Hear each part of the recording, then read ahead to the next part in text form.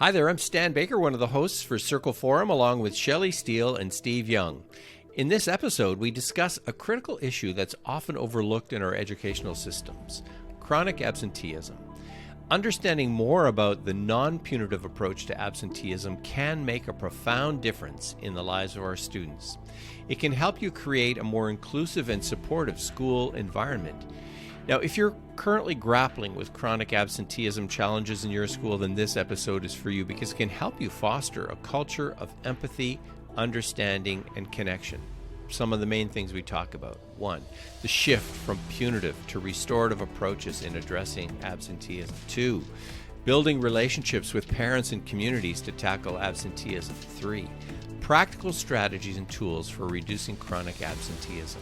At the end of this episode, be sure to visit our website, www.restorative.ca, where you can find some free restorative resources. If you enjoy this, please subscribe on YouTube. And now let's head over to this discussion with Shelley, Steve, and me, Stan.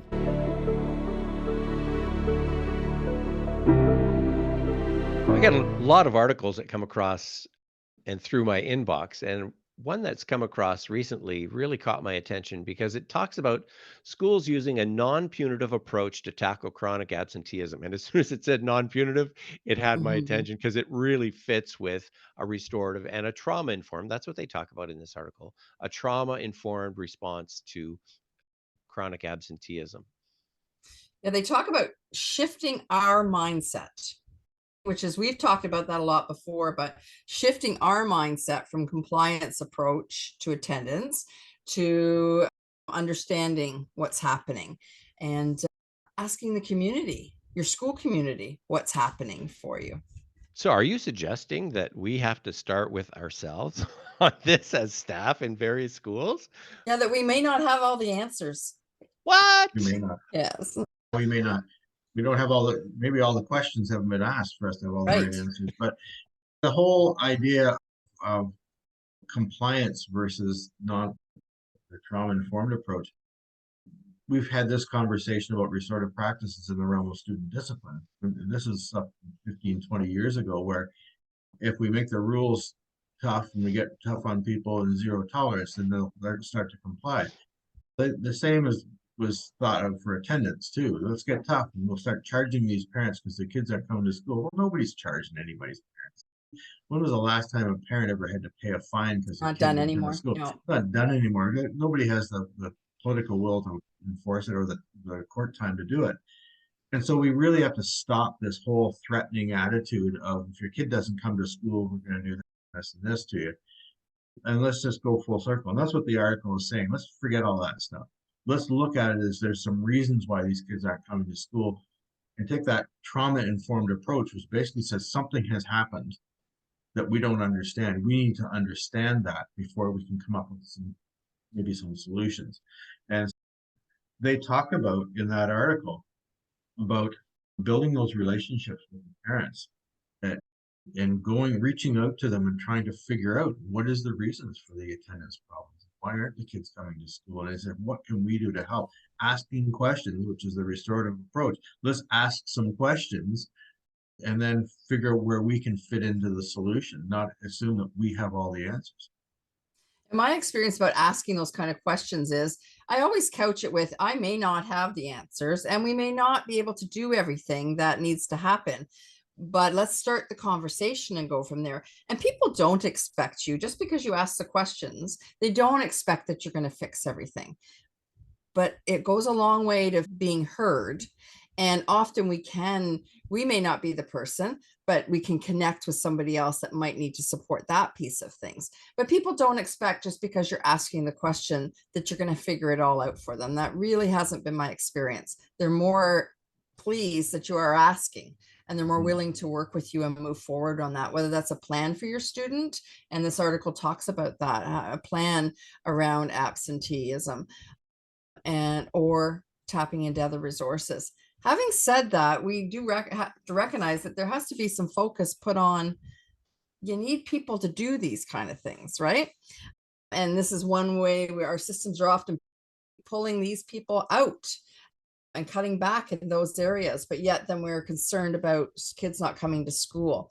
So it's that balance of that. Yes, school administrators can ask these questions, teachers can ask these questions, but if you really want to be able to go sit at someone's kitchen table, it's probably not those people that are going to be spending the time or have the time to do that in the same way. Some conscious effort put in that way as well. You mentioned questions too. One of the questions that one school asked was, what are some of the things we can do to support connection? Which I think is a fantastic question that really supports parent engagement. We've talked about this before too, that with COVID, parents were told they aren't supposed to come into school. And now we're looking for ways to rebuild that connection with families and with schools. And we want to build that engagement. We need to invite people into the conversation, not necessarily into the building, but certainly into the conversation to build those kinds of connections. Going on what Shelley was talking about, who are the people to do this and have this conversation? Yeah, a lot of school boards are recognizing that you do need dedicated staff to do this. And with staff comes money, so it's a cost factor.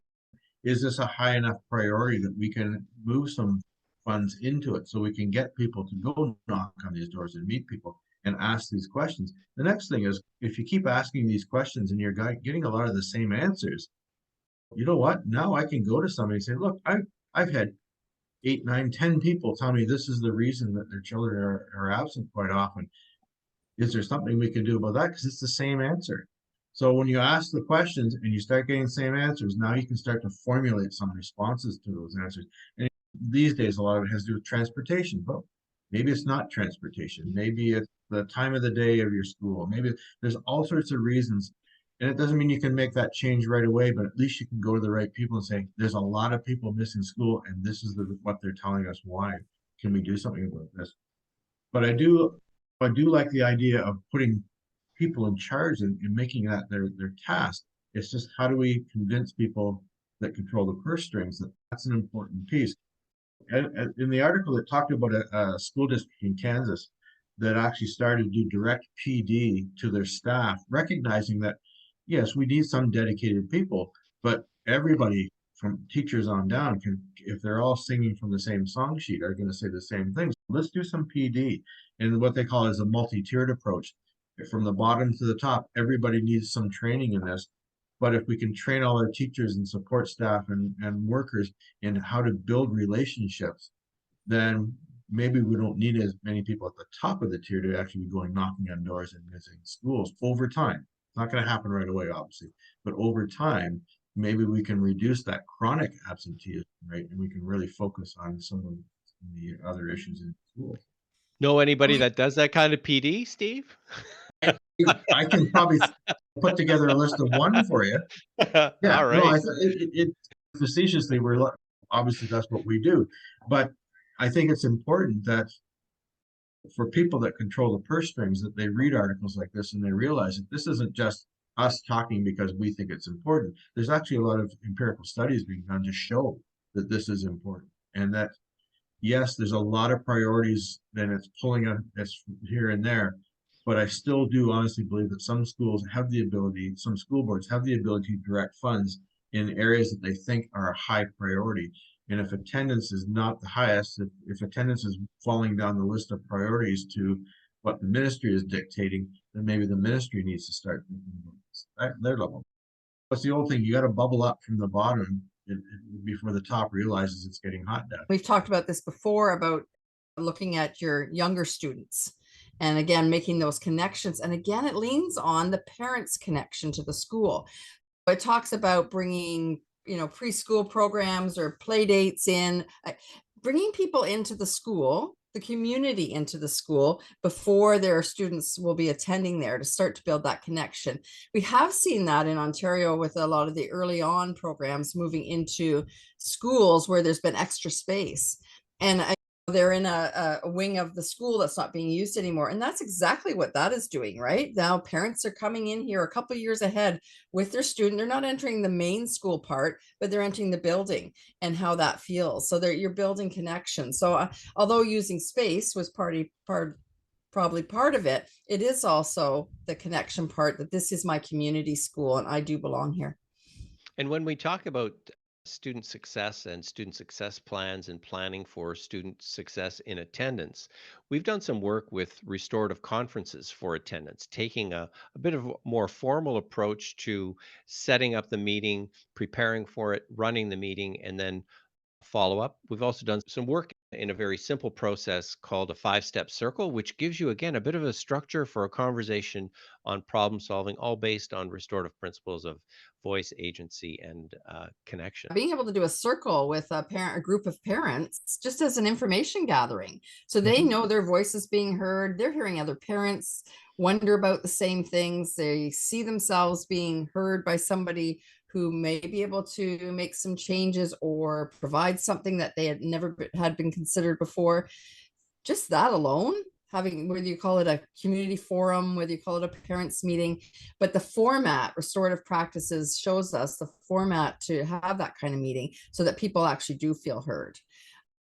Well, just that alone will do a lot with making somebody feel that the school is part of their community and they're part of that community as well.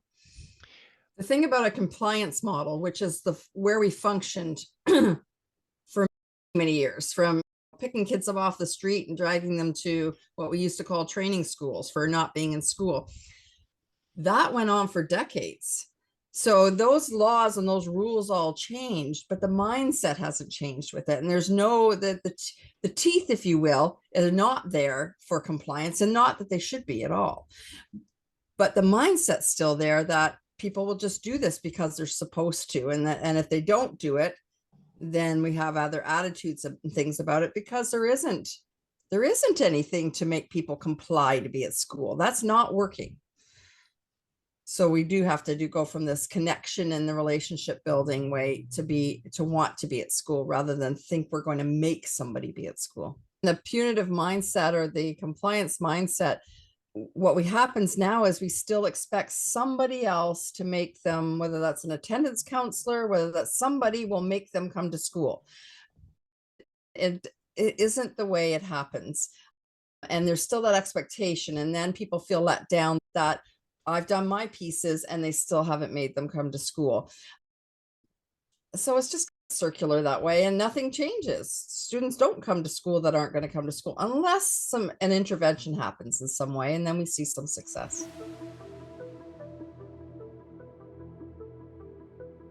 Well, we get to the heart of education, and it's about relationships, empathy, and a commitment to understanding. By adopting a non-punitive approach to absenteeism, we take the first steps towards creating a school environment where every student feels valued and heard. Let's remember that we, as educators, have the power to inspire change, not through coercion, but through compassion. So join us on this continued journey of exploring restorative practices. Visit our website, www.restorative.ca, and let's shape a future where education truly transforms lives, one connection at a time.